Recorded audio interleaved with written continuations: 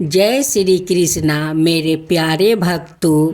अब आप सुनेंगे गणेश भगवान की व्रत कथा। गणेश जी विघ्न विनाशक और शीघ्र प्रसन्न होने वाले देवता है। अगर कोई सच्चे मन से गणेश जी की वंदना करता है तो गौरी नंदन तुरंत प्रसन्न होकर उसे आशीर्वाद प्रदान करते हैं। वैसे भी गणेश जी जिस स्थान पर निवास करते हैं उनकी दोनों पत्नियां रिद्धि और सिद्धि भी उनके साथ रहती है। उनके दोनों पुत्रा शुभ और लभ्य का आगमन भी गणेश जी के साथ ही होता है। कभी कभी तो भक्त भगवान को आश्चर्य में डाल देते हैं। पूजा पाठ और भक्ति का जो वरदान मांगते हैं वो निराला होता है। काफी समय पहले की बात है। एक गांव में एक अंधी बुढ़िया रहती थी। वो गणेश जी की परम भक्त थी। आँखों से पहले ही दिखाई नहीं देता था, परंतु वो सुबह शाम गणेश जी की बंदगी में मगन रहती थी। नृत्य गणेश जी की प्रतिमा के आगे बैठकर उनकी स्तुति करती है, भजन गाती है, वो समाधि में लीन रहती है। गणेश जी बुढ़िया की भक्ति से बड़े प्रसन्न हुए। उन्होंने सोचा यह बुढ़िया नृत्य हमारा स्मरण करती है, परंतु बदले में कभी कुछ नहीं मांगती है। भक्ति का फल तो उसे मिलना ही चाहिए। ऐसा सोचकर गणेश जी एक दिन बुढ़िया के सम्मुख प्रकट हुए और बोले, माई तुम हमारी सच्ची भक्त हो, जिसे श्रद्धा और विश्वास से हमारा स्मरण करती हो, हम उस पर प्रसन्न है। अत तुम जो वरदान चाहो हमसे मांग सकती हो। बुढ़िया बोली, प्रभु मैं तो आपकी भक्ति प्रेम भाव से करती हूँ, मांगने का तो मैंने कभी सोचा ही नहीं। अत मुझे कुछ नहीं चाहिए। गणेश जी पूर्ण बोले, हम वरदान देने के लिए आए हैं। बुढ़िया बोली, हे सबर ईश्वर, मुझे मांगना तो नहीं आता। अगर आप कहे तो मैं काल मांग लूँगी। तब तक मैं अपने बेटे और बहू से भी सलाह मशवरा कर लूँगी। गणेश जी कल आने का वादा करके वापस लौट गया। बुढ़िया का एक पुत्र वो बहू थी। बुढ़िया ने सारी बात उन्हें बता कर सलाह मांगी।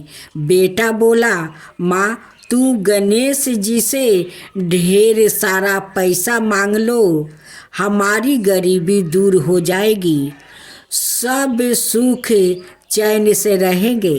बुढ़िया की बहू बोली, नहीं, आप एक सुंदर पोता का वरदान मांगे। वंश को आगे बढ़ाने वाला भी तो चाहिए। बुढ़िया बेटे और बहू की बातें सुनकर आश्चर्यचकित में पड़ गई। उसने सोचा यह दोनों तो अपने अपने मतलब की बातें कर रहे हैं। बुढ़िया ने पड़ोसिन से सलाह लेने का मन बनाया। पड़ोसिन भी नेक दिल थी। उसने बुढ़िया को समझाया कि तुम्हारी सारी जिंदगी दुखों में कटी है, अब जो थोड़ा जीवन बचा है वो तो सुख से व्यतीत हो जाए। धन अथवा पोते का तुम क्या करोगी? अगर तुम्हारी आंखें ही नहीं है तो यह सांसारिक वस्तुओं तुम्हारे लिए व्यर्थ है। अत तुम अपने लिए दोनों आँख मांग लो। बुढ़िया घर लौट आई। बुढ़िया और भी सोच में पड़ गई। उसने सोचा कुछ ऐसा मांग लूं जिससे मेरा बहू बेटे सबका भला हो, लेकिन ऐसा क्या हो सकता है। इसी उधेर तून में सारा दिन व्यतीत हो गया। बुढ़िया कभी कुछ मांगने का मन बनाती तो कभी कुछ, परंतु कुछ भी निर्धारित ना कर सकी। दूसरे दिन गणेश जी पुनः प्रकट हुए और बोले, आप जो भी मांगोगे वो हमारी कृपा से हो जाएगा, यह हमारा वचन है। गणेश जी के पवन वचन सुनकर बुढ़िया बोली, हे गणेश राज, यदि आप मुझसे प्रसन्न है तो कृपया मुझे मन इच्छित वरदान दीजिए। मैं अपने पोता को सोने के गिलास में दूध पीते देखना चाहती हूँ। बुढ़िया की बातें सुनकर गणेश जी उसकी सादगी और सरलता पर मुस्कुरा दिया। बोले, तुमने तो मुझे ठगा ही लिया। मैंने तुम्हें एक वरदान मांगने के लिए बोला था, परंतु तुमने तो एक वरदान में ही सब कुछ मांग लिया। तुमने अपने लिए लंबी उम्र और दोनों आँखों मांग ली है, बेटे के लिए धन, बहू के लिए पोता भी मांग लिया है। पोता होगा, ढेर सारा पैसा होगा, तभी तो वो सोने के गिलास में दूध पिएगा। पोते को देखने के लिए तुम जिंदा रहोगी, तभी तो देख पाओगी। अब देखने के लिए दो आंखें भी देनी ही पड़ेगी। फिर भी वो बोले, जो तुमने मांगा वो सब सत्य होगा। यूँ कहकर गणेश जी अंतर ध्यान हो गए। कुछ समय पाकर गणेश जी की कृपा से बुढ़िया के घर पोता हुआ। बेटा का कारोबार चल निकला और बुढ़िया की आंखों की रोशनी आपस लौट आई। बुढ़िया अपने परिवार सहित सुखपूर्वक जीवन व्यतीत करने लगी। राधे राधे भक्तजनों, आज आप सुनेंगे खूब सुंदर तुलसी माता की कथा। किसी गांव में एक ब्राह्मणी रहा करती थी। उस ब्राह्मणी का 3 बेटा 3 बहू थी। ब्राह्मणी छोटे से माँ तुलसी के पूजा करती थी।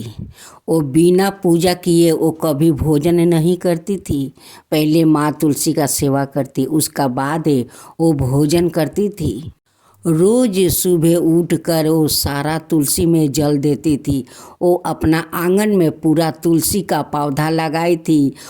रोज सुबह उठकर तुलसी में पानी देती थी। हर बृहस्पतिवार के वो गंगा से जल लिया कर और सारे तुलसी के पौधा के ऊपर जल छिटती थी। ये सब देखकर तीनों बहू को अच्छा नहीं लगती थी। वो कहती है कि तुम सुबह उठकर उस गाछ के तुम पानी देती हो और गंगा से जल लिया कर छिड़कती हो, तो उस पौधा तुम्हें क्या देता है। वही काम अगर घर के करो तो तुम्हारा पेट भरेगा, और उस पौधा को सेवा करती हो तो तुम्हें पौधा खाने को नहीं देते हैं। तुलसी उनकी श्रद्धा भक्ति देखकर एक बूढ़ी का रूप धारण करती और रोज आकर कहती, माई तू क्या करती है। वो कहती है कि देखिए, मैं तो तुलसी का सेवा कर रही हूँ, अपना तुलसी के ऊपर जल छिड़क रही हूँ। ये गंगा जल है, और सुबह उठकर मैं तुलसी को जल देती हूँ। हर बृहस्पतिवार को गंगा से जल लिया कर और उन्हें छिड़कती हूँ, क्योंकि मेरा तुलसी शुद्ध रहे। इसी तुलसी से तो सभी भोज में तुलसी ले जाते हैं, और विष्णु गोपाल बजरंगी सभिन को तो इसी पत्ता से भोग लगता है। उसलिए इस पौधों को हमेशा मैं सर सफाई रखती हूँ। तुलसी का सेवा करते करते ब्राह्मणी बहुत बुरी हो गई। बुरी होने के बाद वो तीनों बहू कहती है कि जाओ उस तुलसी के सेवा करो, वही तुम्हें देखभाल करेगी। तुम क्या घर के काम करती हो, हम लोग के सेवा करती हो कि हम लोग तुम्हारी सेवा करूं? जाओ उसी पौधा के पास जाओ, वही पौधा तुम्हें सेवा करेगी। ब्राह्मणी बेचारी बूढ़ा हो गई, वो नहीं उठ पा रही थी और नहीं कुछ कर पा रही थी। वो तीनों बहू मिलकर ले जाकर उसी तुलसी के पौधा के पास सुला देती है और कहती है कि यही पौधा तुम्हें देखेगी। तुम इस पौधा को सेवा करती हो तो पौधा तुम्हारी सेवा करेगी।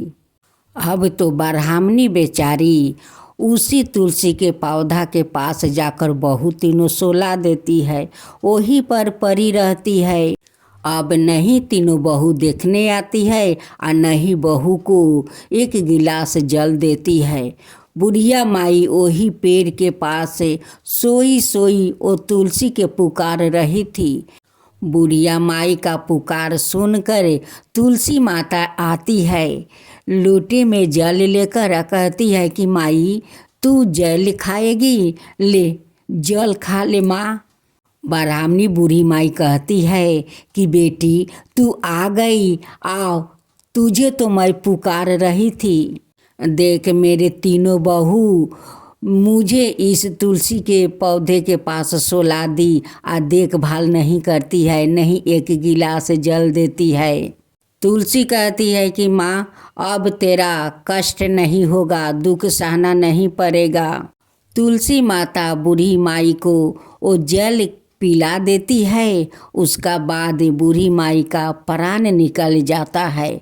सब गांववासी आते हैं और बूढ़ी माई को शमशान ले जाते हैं और उन्हें गति करते हैं, लेकिन तीनों बहू नहीं आई अपना सासू माँ को देखने के लिए। तीनों बेटा लोग तो कहीं बाहर गए हुए थे, वो लोग का तो कोई पता ही नहीं था। बस गांव वाले सभी ने आए, आकर बूढ़ी माई को शमशान ले गए। उस तुलसी माँ का एक घोट अपना हाथ से जल पिला दी और उनकी प्राण का मुक्ति मिल गया और ब्राह्मणी बूढ़ी माई का बैकुंठ मिल गया। तो हे माँ तुलसी, जैसे आपने अपने हाथ से उस बुढ़िया माई को जल पिया कर उनकी मुक्ति किया, वैसा ही सबका मुक्ति देना, सबका ऊपर कृपा करना। हे माँ तुलसी, सबका ऊपर कृपा करना। तुलसी माता की जय हो, तुलसी माता की जय हो। अब आप सुनेंगे अगहन गुरुवार व्रत कथा या महालक्ष्मी की महात्म्य व्रत कथा।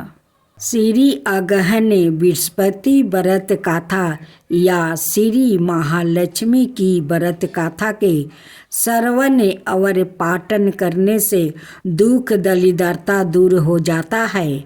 श्री महालक्ष्मी माता की कृपा से सुख संपत्ति ऐश्वर्य प्राप्ति होता है, मन की इच्छा पूरी होती है। श्री महालक्ष्मी माता के अनेक रूप और नाम है। भूतल में वो छाया भक्ति, तृष्णा, शांति, जाति, लाजा, शारदा, कांति, प्रीति, समृद्धि, दया, सृष्टि, माता, आधिस्त्री एवं लक्ष्मी के रूप में स्थित है।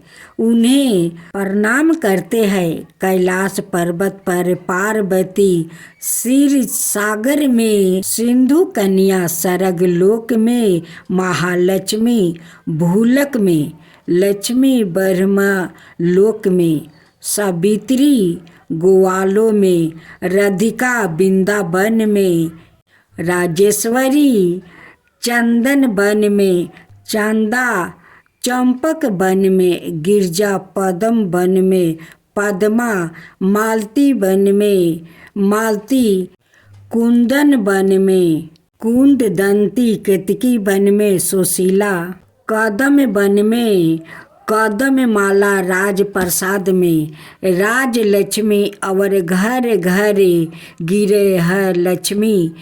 विभिन्न नामों से पहचानी जाती है। इस तरह सर्वथा चारों ओर सर्वभूत में सो परिचित माता श्री महालक्ष्मी की यह गाथा है। अब हम इसका श्रवण पाठन करेंगे। भारत वर्ष के सौराष्ट्र देश में द्वार पर योग की यह कहानी हुई है। सौराष्ट्र में उस समय भद्रेश्वर नाम के राजा थे। वो बड़े परिक्रमी राजा थे। 4 वेद, 6 शास्त्र, 18 पुराणों का उन्हें ज्ञान था। उनकी रानी का नाम सूरत चंद्रिका था। रानी देखने में बहुत सुंदर और सुलक्षण थी और पतिव्रता थी। उन दोनों को 7 पुत्र और उनके बाद एक कन्या का वरदान मिला था। कन्या का नाम शाम बाला था। एक बार महालक्ष्मी जी के मन में आया कि जाकर उस राजा के राजप्रसाद में रहे। इससे राजा को दोगुनी धन दौलत की प्राप्ति होगी और वो इस धन दौलत से अपनी प्रजा को और सुख दे पाएगा। गरीब के घर आकर रहे और उसे धन दौलत प्राप्ति हो तो वो स्वार्थी की तरह केवल अपने ऊपर ही खर्च करेगा। यह सोचकर श्री महालक्ष्मी जी ने बुढ़िया ब्राह्मण स्त्री का रूप धारण किया। हाथ में लाठी लिया। लाठी के सहारे रानी के द्वार तक पहुंची। यद्यपि उन्होंने बुढ़िया औरत का रूप धारण किया था, पर उनके चेहरे पर देवी का तेज था। उन्हें देखते ही एक दासी सामने आई। उसने इनका नाम, धाम, काम, धर्म पूछा। वृद्ध ब्राह्मणी का रूप धारित माता लक्ष्मी ने कहा, बलि के मेरे नाम कमला है। मेरे पति का नाम भुवनेश है। हम द्वारिका में रहते हैं। तुम्हारी रानी पिछले जन्म में एक वेश्या की पत्नी थी। वो वेश्या गरीब था। दरिद्रता के कारण हर रोज घर में झगड़े होते थे और उसका पति रोज उसे मारता था। इन बातों से तंग आकर वो घर छोड़कर चली गई और जंगल में खाली पेट भटकने लगी। उसकी इस दुर्दशा पर मुझे दया आई। तब मैंने उसे सुख संपत्ति देने वाली श्री महालक्ष्मी की कथा सुनाई। मेरे कहने पर उसने श्री महालक्ष्मी का व्रत किया। श्री महालक्ष्मी प्रसन्न हुई। उसकी गरीबी दूर हुई। उसका घर संसार, दौलत, शांति, संपत्ति से भर गया। बाद में पति पत्नी दोनों परलोक सिधारे। लक्ष्मी व्रत करने के कारण वो लक्ष्मी लोक में रहे। उन्होंने जितने साल महालक्ष्मी का व्रत किया उतने हजारों साल उन्हें सुख भोग मिला। इस जन्म में उसका जन्म राज घराने में हुआ, परंतु वो श्री महालक्ष्मी का व्रत करना भूल गई है। उसे यह याद दिलाने में यहाँ आई हूँ। बुढ़िया की बातें सुनकर दासी ने उन्हें प्रणाम किया और श्री महालक्ष्मी का व्रत किस तरह किया जाए इस बारे में पूछा। बुढ़िया रूप धारण किए हुए श्री महालक्ष्मी माता ने दासी को पूजा की विधि और महिमा बताई। इसके बाद वो दासी माता को प्रणाम करके रानी को बताने अंदर चली गई। राज वैभव में रहते हुए रानी को अपने ऐश्वर्य का बहुत घमंड हुआ था। संपत्ति और अधिकार की वजह से उन्मत्त हो गई थी। दासी द्वारा बताई गई बुढ़िया की बातें सुनकर वो आगे बुलबुला होकर राजद्वार पर आकर बुढ़िया रूपी श्री महालक्ष्मी पर बरस पड़ी।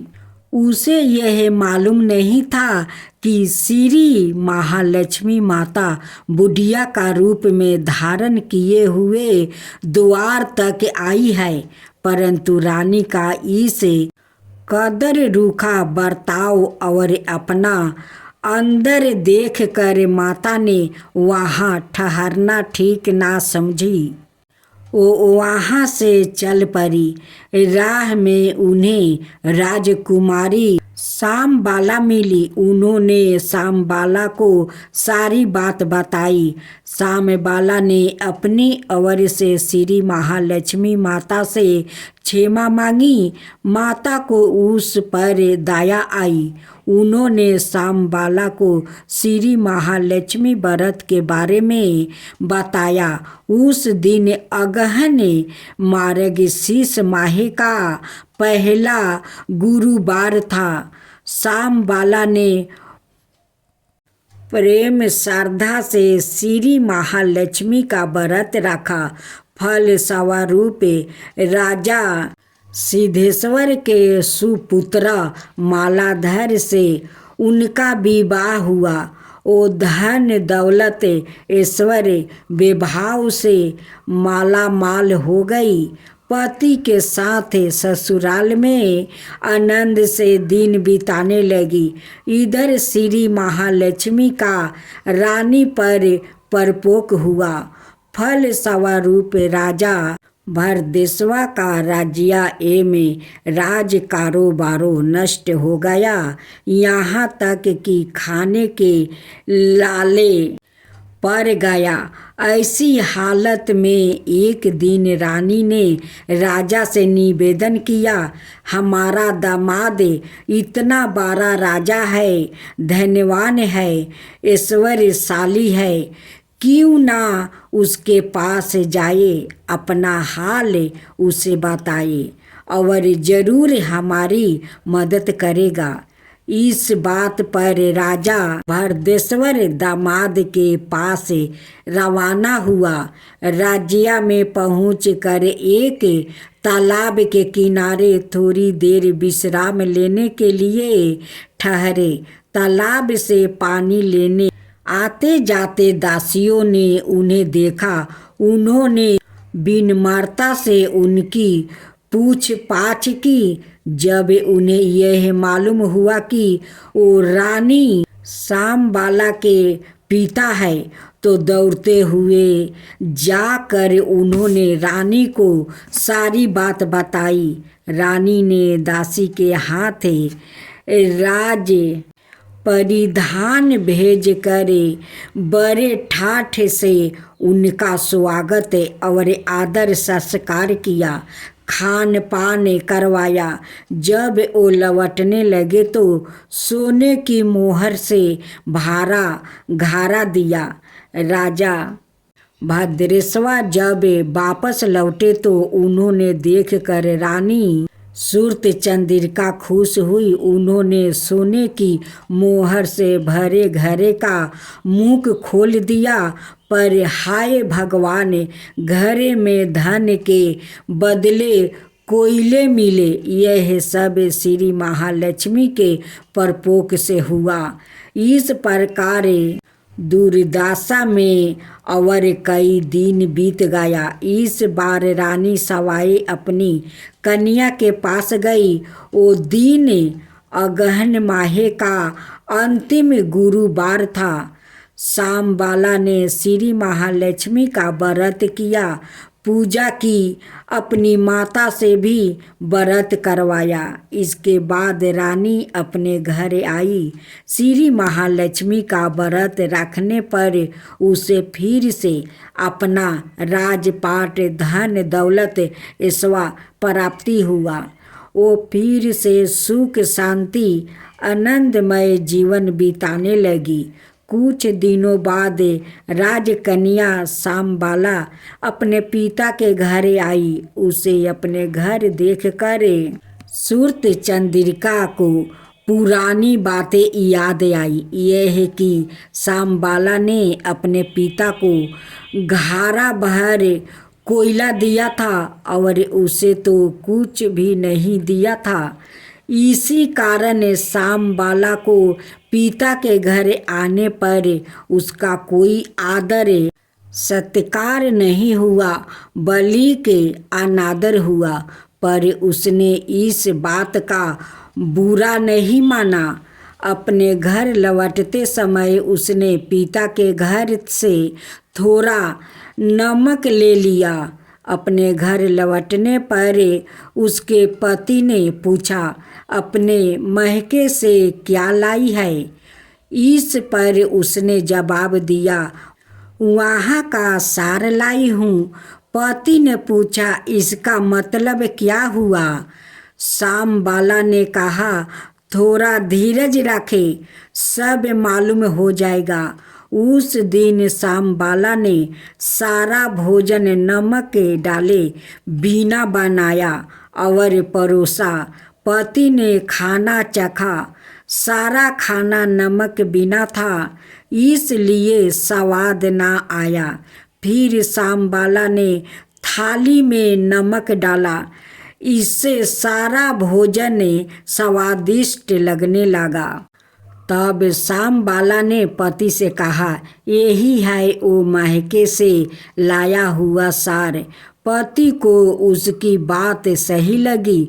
फिर वो दोनों हंसी मजाक करते हुए भोजन करने लगे।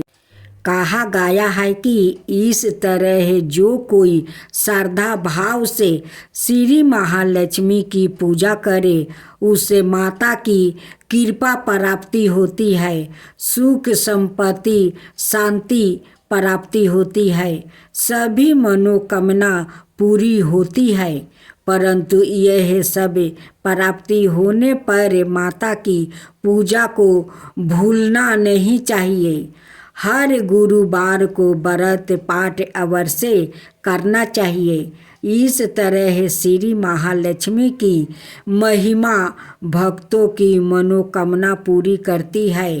इस प्रकार श्री अगहन बृहस्पति व्रत कथा या श्री महालक्ष्मी की गुरुवार की कथा संपूर्ण होती है।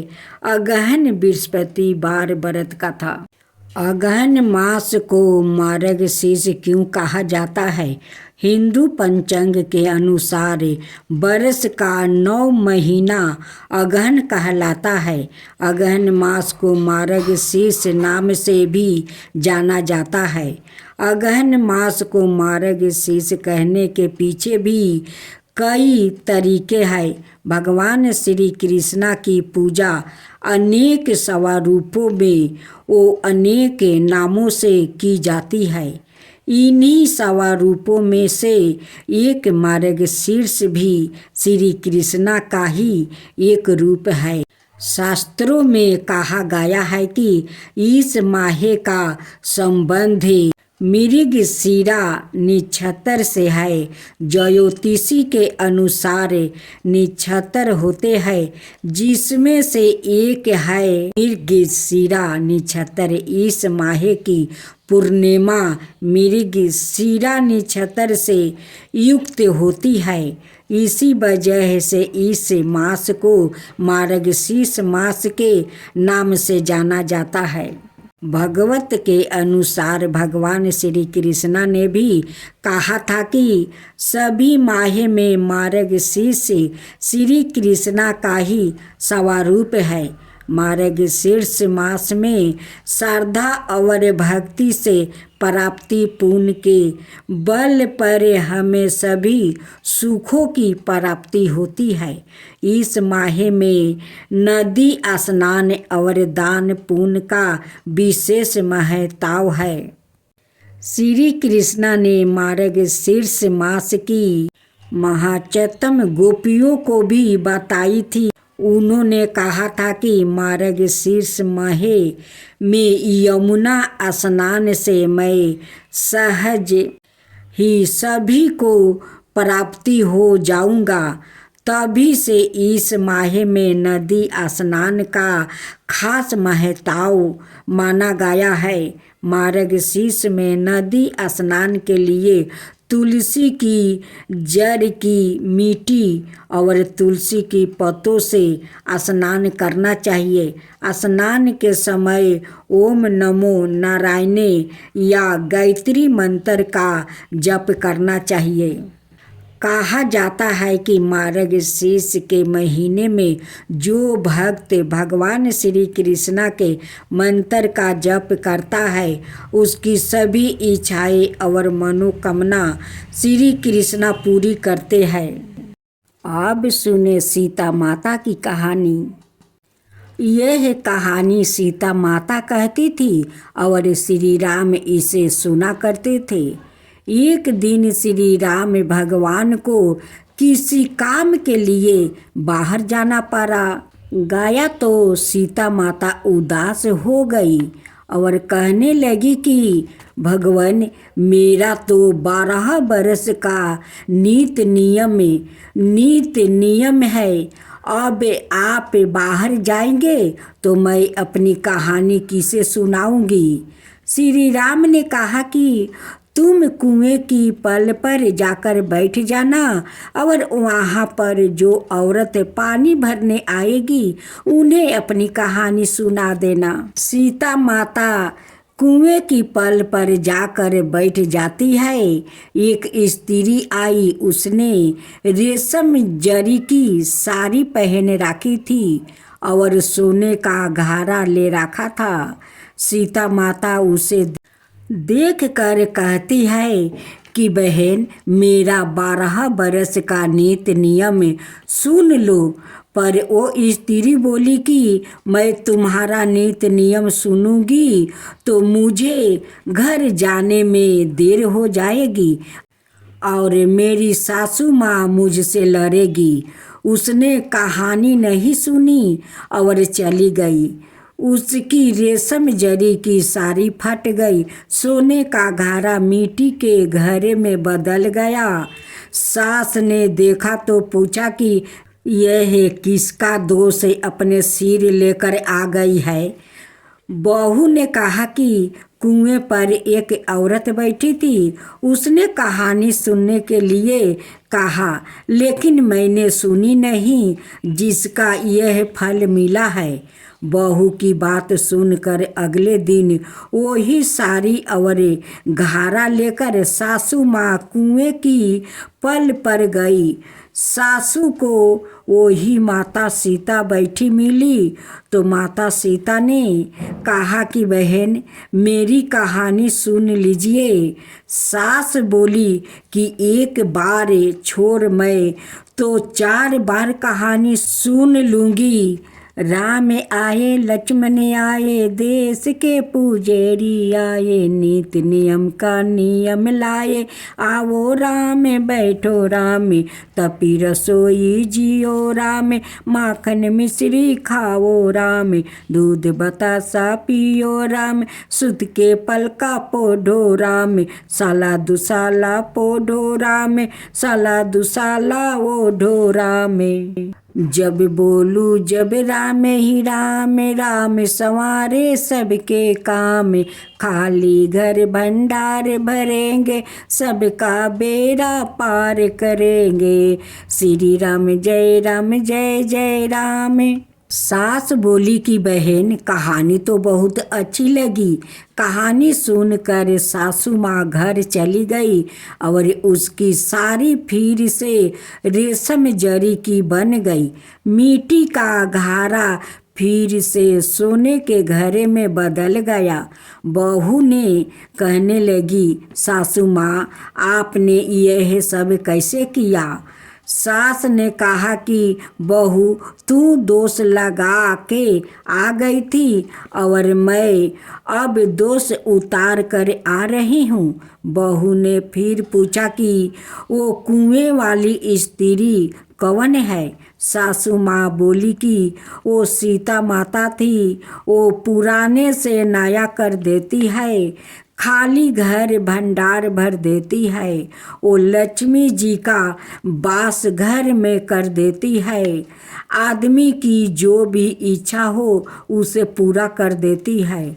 बहू बोली कि ऐसी कहानी मुझे भी सुना दो सासू माँ। सासू माँ बोली कि ठीक है, तुम भी सुनो। और सास ने कहानी शुरू की। राम आए लक्ष्मण आए, देश के पुजेरी आए, नीत नियम का नियम लाए, आओ राम बैठो राम, तपी रसोई जियो राम, माखन मिश्री खाओ राम, दूध बतासा पियो राम, सुत के पलका पोढ़ो राम, साला दुसाला पोढ़ो राम, साला दुसाला ओढ़ो राम, जब बोलू जब राम ही राम, राम संवारे सबके काम, खाली घर भंडार भरेंगे, सबका बेड़ा पार करेंगे, श्री राम जय जय, श्री राम जय जय। कहानी सुनकर बहू बोली कि कहानी तो बहुत अच्छी है सासू माँ। सासू माँ ने कहा कि ठीक है, इस कहानी को रोज कहा करेंगे। अब सास बहू रोज सवेरे उठती, नहाती धोआती और पूजा करने के बाद नित्य नियम की सीता माता की कहानी कहती। एक दिन उनके यहाँ एक पड़ोसिन की औरत आई और बोली कि बहन जरा सी आँच देना। तो वो बोली कि आँच तो अभी हमने जला ही नहीं। पड़ोसन ने कहा कि तुम सुबह 4 बजे से उठकर क्या कर रही हो?